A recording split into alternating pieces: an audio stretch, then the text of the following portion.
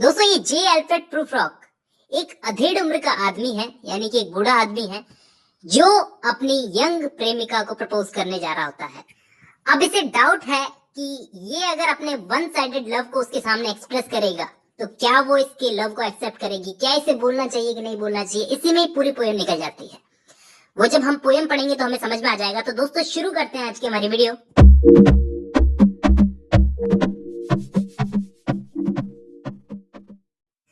तो ये हमारी पोएम की शुरुआती कुछ लाइनें हैं, मैं इनको पढ़ता हूं। लेट्स गो देन, तो चलो चलते हैं, यू एंड आई, तुम और मैं। When the evening spread out against the sky, इस लाइन का मतलब है जब आसमान में शाम के समय थोड़ी थोड़ी डार्कनेस फैली हुई है। Like a patient etherized upon the table, जैसे एक मरीज बेसुध यानी सुन्न सा टेबल पे पड़ा हुआ है। दोस्तों यहाँ पे इधराइज्ड का मतलब है सुन्न सा बेसुध, जिसको कुछ होश ना हो, कुछ महसूस ना होता हो। लेट्स गो, चलो चलते हैं, through the certain half deserted streets, इन सुनसान गलियों में से। ये हाफ डेजर्टेड का मतलब सुनसान।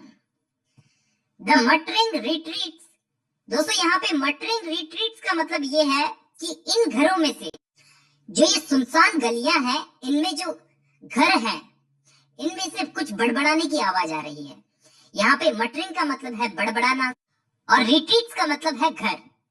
Of restless nights in one night cheap hotels, और जो लोग इन घरों में रहते हैं उन लोगों को इन घरों में अपनी रेस्टलेस नाइट्स स्पेंड करनी पड़ती है।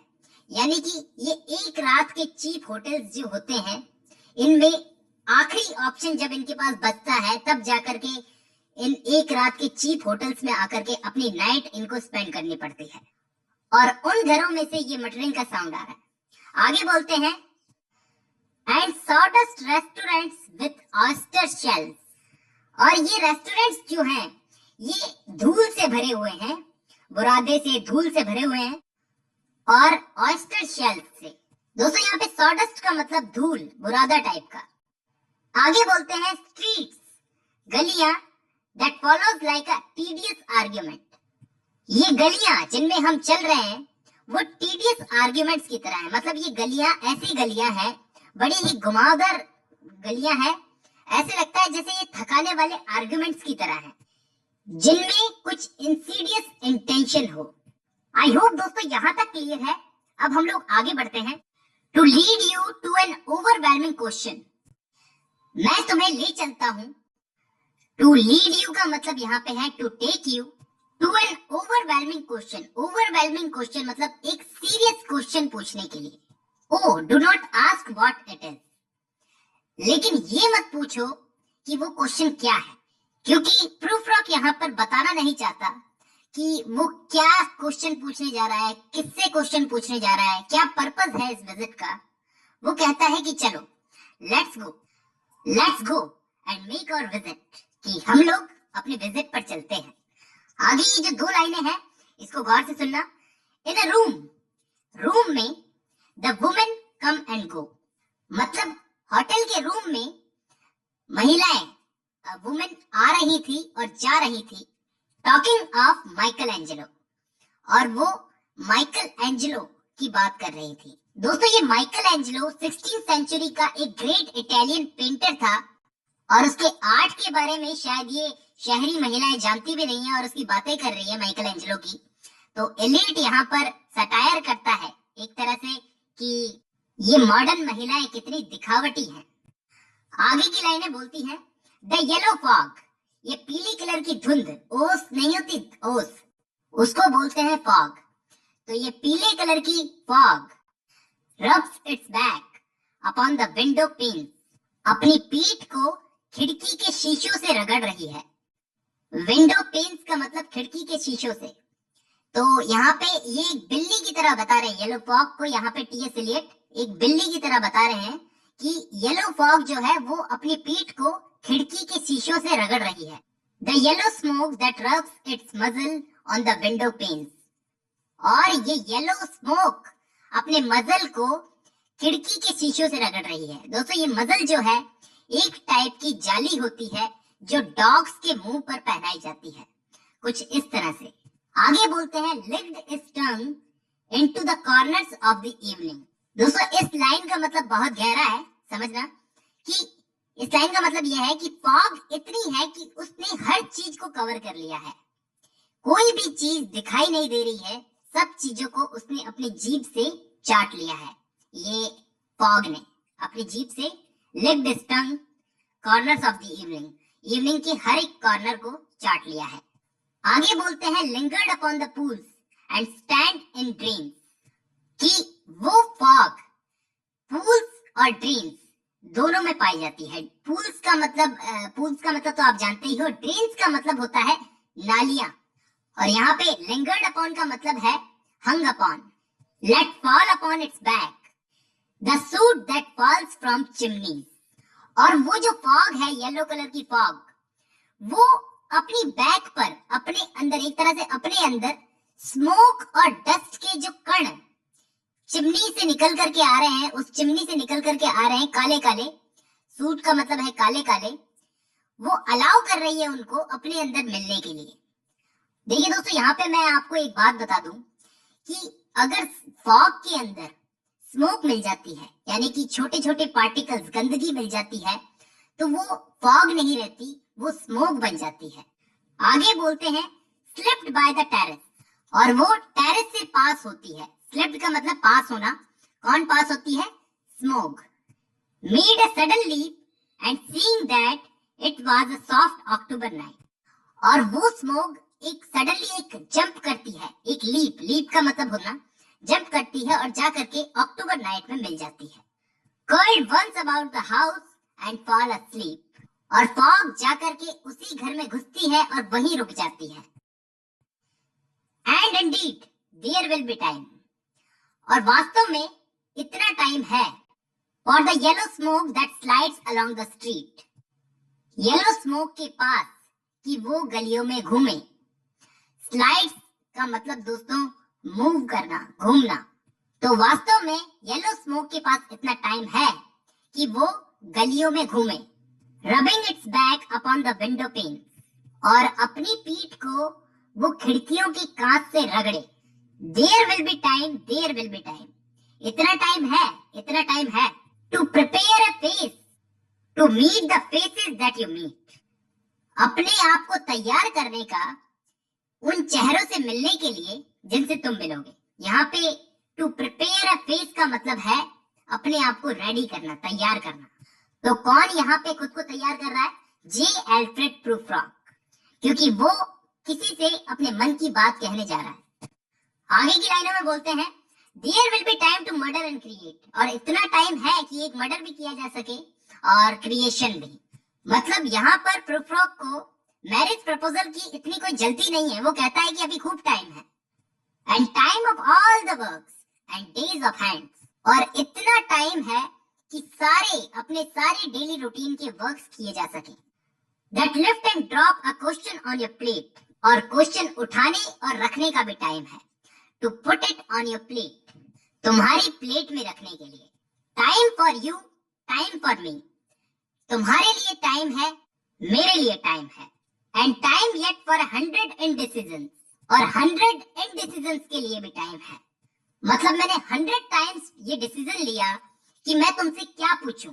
And for 100 visions and revisions, और 100 टाइम्स उन क्वेश्चन को सोचने का और उन क्वेश्चंस का रिवीजन करने का खूब टाइम है अभी। Before the taking of a toast and tea, मतलब before taking a cup of tea and toast, एक कप चाय और टोस्ट लेने से पहले। और आगे फिर से वही लाइन दोहराई जाती है, in the room the women come and go, talking of Michael Angelo, कि उस रूम में वुमेन आ रही थी, जा रही थी और माइकल एंजेलो की बातें कर रही थी। आगे बढ़ते हैं। एंड इंडीड, और वास्तव में देयर विल बी टाइम, इतना टाइम है टू वॉन्डर, कि मैं अपने आप से पूछ सकूं। टू वॉन्डर का मतलब है मैं अपने आप से पूछ सकूं, डू आई डेयर, क्या मुझ में इतनी हिम्मत है। एंड डू आई डेयर, क्या मुझ में इतनी हिम्मत है, क्या मैं हिम्मत कर सकता हूं अपनी बात कहने की। Time to turn back and descend the stair, अब टाइम आ गया है कि मुड़ करके सीढ़ियों से नीचे उतरने का। डिसेंड का मतलब है नीचे उतरना, स्टेयर का मतलब सीढ़ियां। With a bald spot in the middle of my hair. इस लाइन का मतलब है मेरे बालों के बीच में एक बॉल्ड स्पॉट है, मतलब थोड़ा गंजापन सा है। दे विल से, और वो कहेंगे। कौन कहेंगे?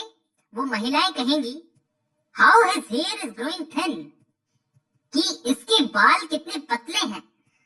माई मॉर्निंग कोट, अपने सबसे बेस्ट कोट की बात बता रहा है कि माई मॉर्निंग कोट, मैंने मेरा मॉर्निंग कोट पहन लिया। My collar mounting formally to the chin, और उसका कॉलर जो है वो चिन तक आ रहा था, अच्छा लग रहा था मतलब देखने में coat. My necktie rich and modest, और नेक टाई समझते हो ना, गर्दन पे पहनने वाली टाई, वो मैंने पहन रखी थी। But asserted by a simple pin, और एक सिंपल सी पिन लगा रखी है, मतलब इतना अच्छा खासा लुक लेकर के मैं जाऊंगा, लेकिन वो मेरे लुक पे फोकस नहीं करेंगे। दे विल से, वो कहेंगे, but how his arms and legs are thin, कि इसके हाथ और पैर कितने पतले हैं। अब यहाँ पे पक्का हो गया है कि प्रूफ रॉक एक एज आदमी है, जिसके हाथ पैर पतले हैं, जिसके बालों के बीच में गंजापन सा है। और प्रूफ रॉक अपने आप से वापस वही सवाल पूछता है, डू आई डेयर, क्या मैं हिम्मत कर सकता हूँ डिस्टर्ब द यूनिवर्स, क्या मैं हिम्मत कर सकता हूँ उससे सवाल पूछने की, क्योंकि ये मेरे लिए ऐसा है इस यूनिवर्स को डिस्टर्ब करने जैसा। आगे ये जो लास्ट दो लाइनें हैं इस पे ध्यान देना।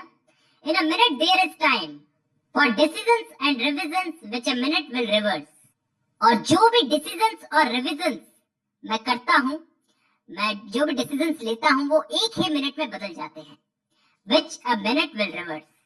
आगे बोलते हैं, for I have non them all already, non them all, मैं पहले से इन सबको जानता हूँ, पहले से जानता हूँ।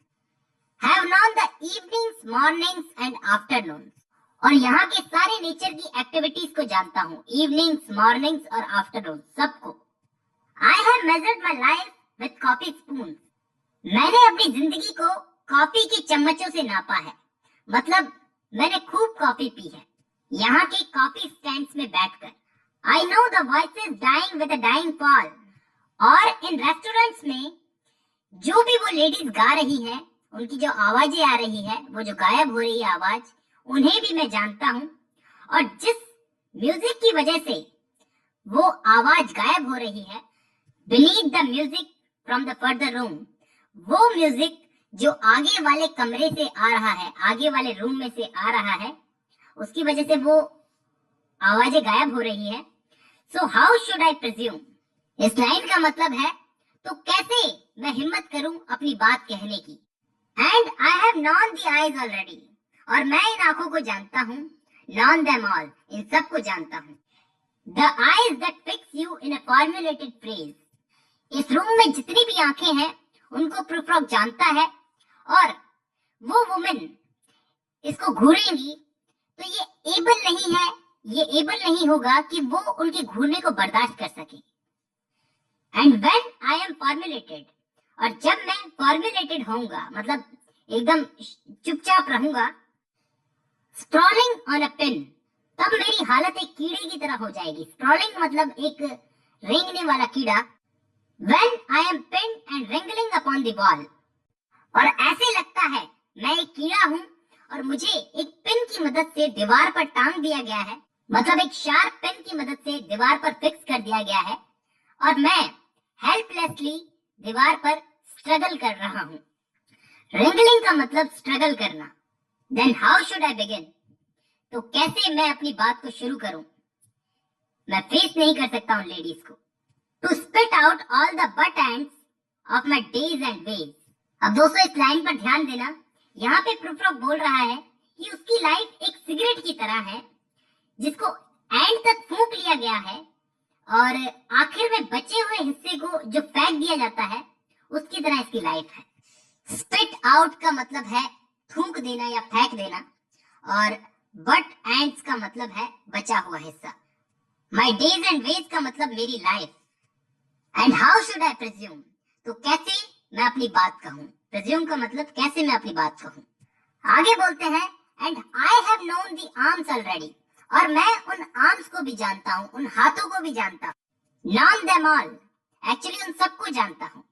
Arms that are braceleted and white and bare, arms जिन पर ब्रेसलेट पहना हुआ है, व्हाइट कलर की वो आर्म्स हैं और वो आर्म्स अनकवर्ड हैं, बेयर हैं। But in the lamp light, लेकिन जब मैंने उन हाथों को लैम्प लाइट में देखा, down with light brown hair, उसका हाथ लाइट ब्राउन हेयर से ढका हुआ था। डाउन का मतलब covered. Is it perfume from a dress that makes me digress, और उसकी ड्रेस में से जो परफ्यूम की खुशबू आ रही है वो मेरा ध्यान भटका रही है, ध्यान बटा रही है। Arms that lie along the table, और उसने अपनी आर्म्स को रिलैक्स करने के लिए, अपनी आर्म्स को रिलैक्स करने के लिए टेबल पर रखा हुआ है, और रैप अबाउट अ शॉल, और शॉल से उसके हाथ ढके हुए हैं। और उन्हीं को देख करके मैं बहक रहा हूं। And should I then presume, तो क्या मुझे अपनी बात कहनी चाहिए? And how should I begin, और कैसे मैं अपनी बात शुरू करूं? Shall I say I have gone at dusk through narrow streets, क्या मैं उससे ये कहूं कि किस तरह मैं इन सकड़ी गलियों में से आया? And watched the smoke that rises from the pipe of lonely man in shirt sleeves leaning out of Windows. अब दोस्तों, इन दो लाइनों का मतलब ये है कि मैं उससे कैसे अपनी बात कहूं कि मैं इन सकड़ी गलियों में से आया। रास्ते में आते आते मैंने कुछ आदमी पाइप्स पीते हुए अपनी खिड़की से झांकते हुए देखे, अपने विंडो से झांक रहे थे। कुछ लोनली मैन पाइप्स पी रहे थे और उनके पाइप्स में से स्मोक उठ रही थी। वो लोग लोनली थे, अकेले थे, और उनकी शर्ट की जो स्लीव्स थी वो बाहर आती दिख रही थी। अब ये दो लाइनों को गौर से सुनना। I should have been a pair of ragged claws, इससे तो अच्छा होता कि मैं एक नुकीले पंजों वाला जानवर होता। ये नुकीले पंजों वाला जानवर क्या है? एक केकड़ा होता, नुकीले पंजों वाला, scuttling across the floors of silent seas, जो कि शांत समुद्र के नीचे तेजी से दौड़ता है, शांत समुद्र के फ्लोर पर। दोस्तों, सीधी सी बात है, प्रूफ रॉक यहाँ पर रियलिटी से भाग रहा है। आगे बोलते हैं, and the afternoon the evening sleep so peacefully, मतलब दोपहर के बाद शाम आराम से सोई हुई है। Smooth by the fingers asleep tired, और बड़े प्यार से इस शाम को सुलाया गया है, वो बहुत थकी हुई है, टायर्ड है। और इट मैलिंगर्स, या फिर बहाना कर रही है सोने का। स्ट्रेच अपॉन द फ्लोर, इस फ्लोर पर लेटकर। हियर, यहाँ, beside you and me. Should I after tea and cakes and ices have the strength to force the movement and its crisis. दोस्तों, इस लाइन का मतलब ये है कि मैं एक कप चाय और कुछ स्नैक्स, केक्स, स्नैक्स में आ गया केक्स, आइसक्रीम वगैरह खा करके अपनी बात को बेहतर ढंग से कह सकता हूँ। तो बहानेबाजी कर रहा है यहाँ पे ये। अब आगे की लाइन में क्या बोलता है? But though I have wept and fasted, wept and prayed, तो हालांकि मैंने उसके लिए बहुत रोया है, बहुत फास्ट किए हैं, बहुत ही प्रार्थनाएं की है मैंने। Though I have seen my head grown slightly bald, brought it upon a platter. दोस्तों, इसका मतलब ये है कि मुझे ऐसे लग रहा है जैसा मेरा सर काट कर तुम्हारे सामने एक प्लेट में प्रेजेंट किया गया है। ग्रोन स्लाइटली बल्ड का मतलब है मेरा जो गंजा सर है उसको तुम्हारे सामने प्लेट में रख करके प्रेजेंट किया गया है। आई एम नो प्रॉफिट, मैं कोई भविष्य बताने वाला नहीं हूं। And here is no great matter, और ये कोई बड़ी बात भी नहीं है। I have seen the movement of my greatness flicker, मैं देखता हूं कि उस मूवमेंट पर मुझे बहुत ज्यादा हेजिटेशन होती है। हेजिटेशन मतलब हिचकिचाहट, यहाँ पे फ्लिकर का मतलब है hesitation. And I have seen the eternal footman hold my coat and snicker, और मुझे ऐसा लगता है कि मौत का देवता, गॉड ऑफ डेथ, मेरे कोट को होल्ड करता है और मेरी बुजदिली पर वो हंसता है। स्निकर का मतलब हंसना।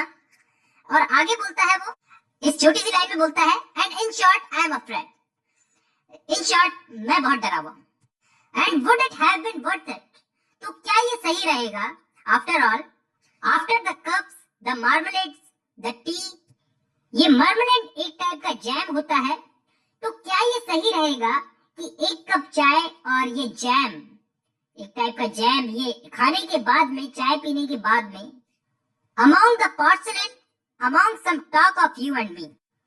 पोर्सलेन का मतलब होता है एक टाइप की चीनी मिट्टी से बने हुए बर्तन। तो चीनी मिट्टी से बने हुए बर्तनों को देखते हुए तुम्हारे और मेरे बीच में बातचीत हो और बीच में ही मैं तुम्हें अपनी बात कह देता। Would it have been worthwhile? ये कितना सही रहेगा to have bitten off the matter with a smile, कि मैं हंसते हंसते स्माइल करते करते बहुत ही क्विकली अपना मैरिज प्रपोजल उसके सामने रख देता। To have squeezed the universe into a ball, इस लाइन को पढ़कर के ऐसा लगता है इसके बाद वो सोच रहा है कि उसे ये काम करने के लिए ग्रेट एफर्ट्स लगाने होंगे, जैसे कि पूरे यूनिवर्स को एक बॉल में स्क्वीज कर लेना होगा उसको। मतलब ये उसके लिए एक ऐसा टास्क है जो एकदम ही इम्पॉसिबल है। तो वो एक बॉल में सारी यूनिवर्स की पावर को स्क्वीज कर लेगा। To roll it towards some overwhelming question to say, और उसके सामने एक क्वेश्चन रखेगा, उससे क्वेश्चन पूछने के लिए वो ये सब कर रहा है। टू से आई एम लेजरस, वो उसको कहेगा कि आई एम लेजरस, मैं लेजरस हूं, कम फ्रॉम द डेड, और मौत से लौट कर आया हूं, वापस आया हूं। Come back to tell you all, और तुम्हें बताने आया हूं। I shall tell you all, मैं तुम्हें सब कुछ बताने आया हूं। If one setting a pillow by her head, if one मतलब उसकी प्रेमिका अपने पिलो को अपने सर के नीचे वो सेट करेगी, शुड से, और कहेगी that is not what I meant at all, that is not at all, कि मैं जो तुमसे इतना प्यार से बात करती थी, इतना पोलाइटली बात करती थी, तो इसका मतलब ये नहीं था कि मैं तुमसे प्रेम करती हूँ। अब दोस्तों आगे की लाइनों में बढ़ने से पहले मैं आपको इस लेजरस के बारे में बता देता हूँ। ये लेजरस जो था ये बाइबल का एक कैरेक्टर था जो मौत से बचकर वापस आया था और अपने फ्रेंड्स को इसने अपने डेथ की स्टोरी सुनाई थी। And would it have been worth at all, और कितना अच्छा होता, after all would it have been worth at all, कितना अच्छा होता। While after the sunsets and the dooryards and the sprinkled streets, after the novels, after the teacups, after the skirts that trail along the floor, and this and so much more. तो यहाँ पे इसका मतलब ये है कि इसने sunset हो जाने के बाद अपने पूरे दिन की एक्टिविटी बताई है कि नोवेल्स पढ़ते हुए, टी कप्स लेते हुए और गर्ल्स के साथ डांस करते हुए और ऐसे ही बहुत सारे काम करते हुए बातों ही बातों में उससे अपनी बात कह देता। It is impossible to say just what I mean, ये इम्पॉसिबल है, मैं कैसे उससे अपने मन की बात कहूँ। But as if magic learn through the nerves in patterns on a screen. दोस्तों इस लाइन का मतलब ये है कि अगर जैसे एक एक्सरे मशीन होती तो मेरे नर्व्स के जो पैटर्न्स बन रहे हैं उसको एक स्क्रीन पर दिखा देती, जिससे खुद ब खुद वो मेरी भावनाएं समझ जाती, मुझे बोलने की जरूरत ही नहीं पड़ती। Would it have been worthwhile, तब कितना अच्छा होता। आगे बोलते हैं, वही लाइन दोहराते हैं, if one setting a pillow and throwing of a shawl, कि इफ वन मतलब उसकी प्रेमिका वो अपना पिलो सेट करती और अपनी शॉल को जो है वो साइड में फेंक देती, and turning toward the window, और विंडो की तरफ जाती, शुड से, और कहती that is not at all, that is not what I meant at all, कि मैं जो तुमसे बात करती थी तो उसका मतलब ये नहीं था, उसका मतलब ये बिल्कुल नहीं था।